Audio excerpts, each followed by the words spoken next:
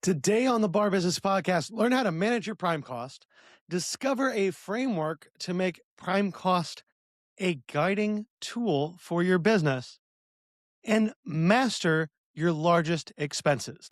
Hello, and welcome to the Bar Business Podcast, where we help bar owners increase profits, attract loyal guests, and simplify operations so you can avoid burnout and finally enjoy your life outside of your bar. I'm your host, Chris Schneider, the Bar Business Coach.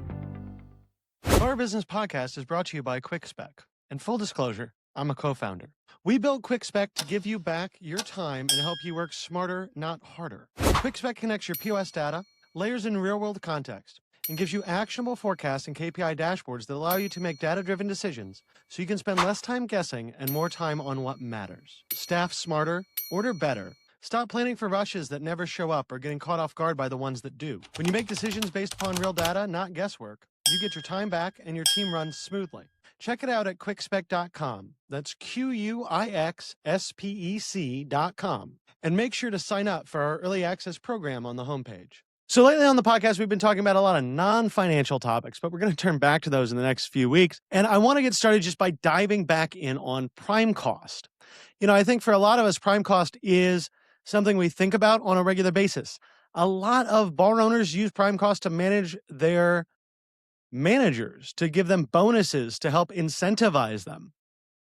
And prime cost really is one of those key metrics that we talk about a lot. But around prime cost, there is honestly quite a lot of difference between one spot and the spot down the road. How it's calculated, what's included, and what we can do with that number because of what it contains. So when we look at prime cost, most of you are probably tracking it. I don't know if you're managing it though. And so we're going to talk about how can we calculate it? What's the right, what's wrong? Where do we have some options? How do we benchmark it? And how do we use it? And this is one of the things that I like to look at anytime I have a new client, because prime cost really is a key to understanding the financial health of your bar. So when it comes to prime cost and calculating it, quite frankly, there is no right answer. And we'll get into that in a second. But in general, prime cost is going to be the sum of your cost of goods sold and your labor cost. Now, that sounds pretty simple, right? Cost of goods sold plus labor cost. Why is there no right answer, though? Because some bars include credit card fees. I do when I work with clients.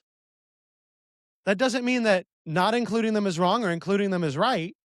It's a choice. For some establishments, they're going to include paper goods. Now, should paper goods be in your cost of goods sold? Well, if you're a college bar and on the weekend you only serve beverages in plastic cups because you don't want to break the glassware, then yes, it should be included. But if you only are using plastic cups for special events or styrofoam cups, say, for to-goes, it probably shouldn't be. But the big thing here is it's labor plus cost of goods sold. Now, there are two mistakes I see very, very often. Either, as the owner, you're including things like draws, which are distributions, not a salary, or you're excluding yourself altogether, even if you are taking a salary. If you are on payroll, you count towards prime cost. The second mistake that I see quite frequently is using your purchases instead of your cost of goods sold. And we've talked about this when we've talked about inventory multiple times, but cost of goods sold is beginning inventory plus purchases minus ending inventory. Beginning inventory plus purchases minus ending inventory. You want to actually only measure what you've used, not what you've purchased. And for a lot of us, especially if you don't have a complex inventory system and you're not tracking your inventory well, you're looking at purchases rather than actual cost of goods sold. If your inventory is sloppy, your cost of goods sold will never be correct. So you need to have a good inventory system to get that proper cost of goods sold to calculate out your prime cost. Now, like I said, because we can include or exclude different items here, this is going to look a little bit different, everyone, from one bar to the next. So how do we benchmark this properly? Now, most conversations, and even I will say, it needs to stay under 65%, or, depending on what's in it, we should be between 50 and 60%. Generally speaking, if we're including things like credit card fees, I'll say under 65. it's 55 to 65, 50 to 65, somewhere in that range is where we want to live. When we just look at that metric, what we're not asking ourselves is this a good prime cost for you, for your establishment, for your business? Because trust me, I've seen bars before where labor is significantly lower than you would expect it to be. We're not talking 30% labor costs, we're talking 18. Does that happen often? No. Is it possible? Absolutely. And if you're structurally set up to run a 52% prime cost and you run a 58% prime cost, you go, well, that's way under 60. I'm doing great. But maybe you're not, because you're actually structurally, you should be doing a 52% prime cost. So you want to benchmark against where your own numbers should take you. Now, that can be hard to calculate sometimes, but if you have things like a lot of overtime, if you have overscheduling, if you have spoilage, your prime cost is higher than it should be. So we can't just look at that prime cost number to benchmark it. Volume also comes into play, and your level of service, what you're doing. So we've talked about this before, but when we look at something like cost of goods sold, if you're mostly selling well drinks, cost of goods sold is going to be a lot lower than if you're mostly selling really high-end bourbon. And if you're selling really high-end bourbon, it's very possible that on most your products, you're structurally set up not to have a 18 or 20% liquor cost, but a 40 or 50% liquor cost. Because a well drink that I have an 18% cost on, maybe I'm making $4 as my gross margin. But a $50 bourbon that I'm selling with a 25% cost, that's 50% cost, I made $25. So the contribution margin versus contribution dollars conversation has to come into play here when we're looking at prime costs. So all this is to say, benchmarking prime cost is very difficult. And I would, yes, if you're over 65%, look at it. If you're over 60%, look at it. But look at it regardless, because it's not necessarily about benchmarking yourself against the guy down the street as much as it is benchmarking today against where you were yesterday. Can I improve this? Can I optimize it? Now, if you're doing prime cost properly, you know your sales, you know your labor. I mean, that comes straight out of your POS system. And if you're doing weekly inventory, you should know your weekly cost of goods sold. It's going to take some time to get those numbers on a weekly basis.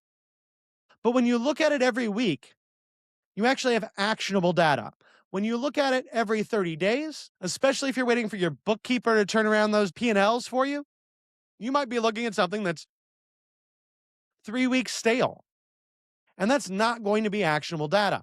So here's what I would encourage you to do. Every Monday, pull your sales from your POS. Pull your labor cost from your payroll system. Do a quick spot check of your inventory.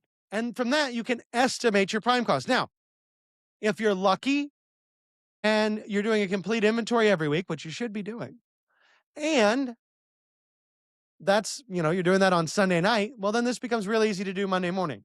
If you're doing your inventory on Wednesday, I would encourage you to pull your prime cost numbers on Thursday so you can look at that last 7-day period. When I talk about using it as a weekly tool, don't be caught up in the days of the week, but look at when makes sense for your business to give you actually actionable data. Now, there are two things I would watch when you do this analysis. The first one is if you see a labor spike of more than 2%, I would dig into it. Look at, did I run high overtime? Was I overstaffed? Did I anticipate my weekend properly? Or did I have a gross overstaffing and then I was slower than I thought it would be because of some weather event? The other thing I would look at is if my cost of goods sold spikes more than 2%. That could be waste, that could be overpouring, that could be vendor pricing changes, that could be a lack of staff training. But anytime I see a 2% or greater increase week over week, I want to dig into that. I want to figure out why. Now, just for you guys for this week, here's something I would encourage you to do. Pull your last 4 weeks of sales, pull your last 4 weeks of labor, calculate your prime cost for the last 4 weeks. Not a monthly number, but do each week separately. Look at which week was the worst. That week is going to tell you something. And then so I want you to dig in that week and figure out, why was this my worst week? It could be weather, it could be events, it could be a road closure, it could be overstaffing that week, It could be any number of things, but I want you to drill down and figure out, why was this a problem? Because once you know why that's a problem, then you can go and set up a system to make sure that that problem doesn't happen again. Or if you run through that exercise, the numbers make you a little nervous, get in touch. I love to help people with prime cost. But the bottom line here is, know your prime cost, understand what it should be for your business, measure it weekly or at least on a very regular basis so that you can actually adjust to it in a time frame that's actionable, and benchmark against yourself. You're competing with yourself always in this industry more than you're competing with the guy down the street. That about wraps it up for today. If you enjoyed today's insights, make sure you like, subscribe, and leave a review. If you are ready to take your bar to the next level, schedule a strategy session with me by clicking the link in the show notes below. Until next time, have a great day, and we will talk again later.